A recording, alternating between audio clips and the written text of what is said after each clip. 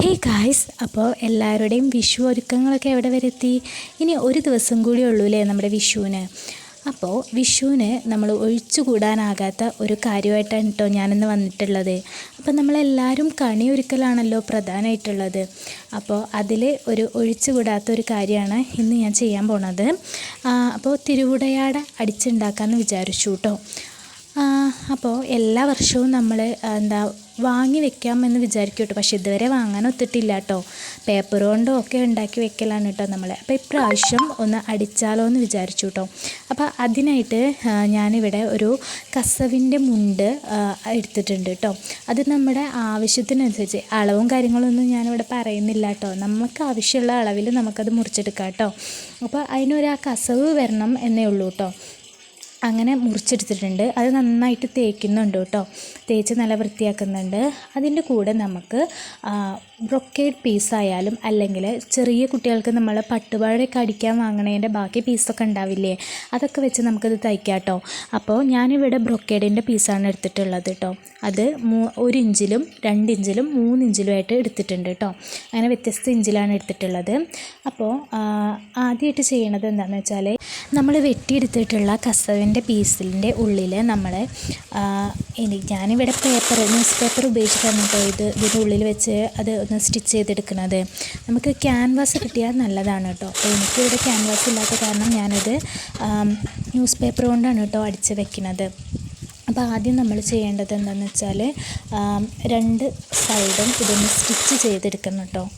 ഇതെങ്ങനെയാണെന്ന് വെച്ചാൽ ആ പേപ്പർ അതിനുള്ളിൽ നല്ലപോലെ ഒന്ന് അമർന്നിരിക്കാൻ വേണ്ടിയിട്ടാണ് കേട്ടോ. 2 സൈഡും നമ്മളതൊന്ന് സ്റ്റിച്ച് ചെയ്തെടുത്തിട്ടുണ്ട്. സ്റ്റിച്ച് ചെയ്തെടുത്തതിന് ശേഷം അത് നമ്മൾ ബാക്കി വരുന്ന ഭാഗം ഉണ്ടല്ലോ, നൂലൊക്കെ പൊന്തിരിക്കുന്ന ഭാഗം, അതൊന്ന് വൃത്തിയായിട്ട് കട്ട് ചെയ്ത് കൊടുക്കുന്നുണ്ട്. അതിനുശേഷം നമ്മൾ കട്ട് ചെയ്ത് വെച്ചിട്ടുള്ള 3 ഇഞ്ചിൽ കട്ട് ചെയ്ത് വെച്ചിട്ടുള്ള ബ്രൊക്കേഡ് ഉണ്ടല്ലോ, അത് നമുക്കിതിൽ നമ്മളെ ഇഷ്ടാനുസരണം എങ്ങനെ വേണമെങ്കിലും നമുക്കത് അതൊന്ന് അതിൽ ആ ഒരു പീസിൽ സ്റ്റിച്ച് ചെയ്തെടുക്കണം കേട്ടോ.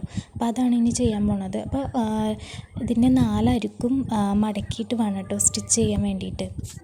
ഇതിപ്പോൾ ഞാൻ എടുത്ത പീസിൽ ഒരു ഭാഗം ഞാൻ ഒന്ന് മടക്കി തയ്ച്ച് കൊടുക്കുന്നുണ്ട് കേട്ടോ. ഏതെങ്കിലും ഒരു ഭാഗം നമ്മൾ 2 സൈഡ് സ്റ്റിച്ച് ചെയ്തു. അത് കഴിഞ്ഞിട്ട് അതിൻ്റെ മേലെ വശം ഒരു ഭാഗം സ്റ്റിച്ച് ചെയ്ത് കൊടുക്കുന്നു, മടക്കി സ്റ്റിച്ച് ചെയ്ത് കൊടുക്കുന്നുണ്ട് കേട്ടോ.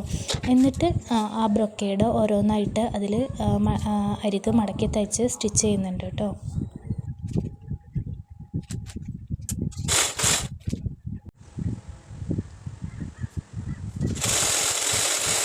ഇതിപ്പോൾ ഞാൻ ഒരേ കളറുള്ള ബ്രൊക്കേഡാണ് കേട്ടോ വെച്ച് കൊടുക്കണത്. അപ്പോൾ ഇതിനു മുന്നേ ഞാനൊന്ന് തയ്ച്ചിട്ടുണ്ടായിരുന്നു. അതിൽ ഞാൻ വ്യത്യസ്ത നിറത്തിലുള്ള, അതായത് ഇതിൻ്റെ കൂടെ ഒരു കളറും കൂടെ ആഡ് ചെയ്തിട്ട് ഞാൻ വെച്ചിട്ടുണ്ടായിരുന്നു കേട്ടോ. അപ്പോൾ ഇതിപ്പോൾ വീട്ടിലേക്കുള്ളതാണ്. അപ്പോൾ അമ്മ പറഞ്ഞു ഒരു കളറുള്ളത് മതി എന്ന് പറഞ്ഞിട്ട് അങ്ങനെ ഒന്ന് തയ്ച്ച് നോക്കണം കേട്ടോ, എങ്ങനെ ഉണ്ടെന്ന് അറിയാമല്ലോ.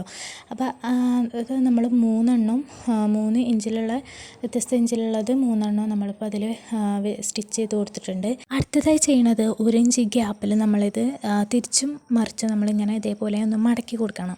അത് ഈ വിഷുറിയൊക്കെ കണ്ടിട്ടില്ലേ, അതേപോലെ ആവും കേട്ടോ.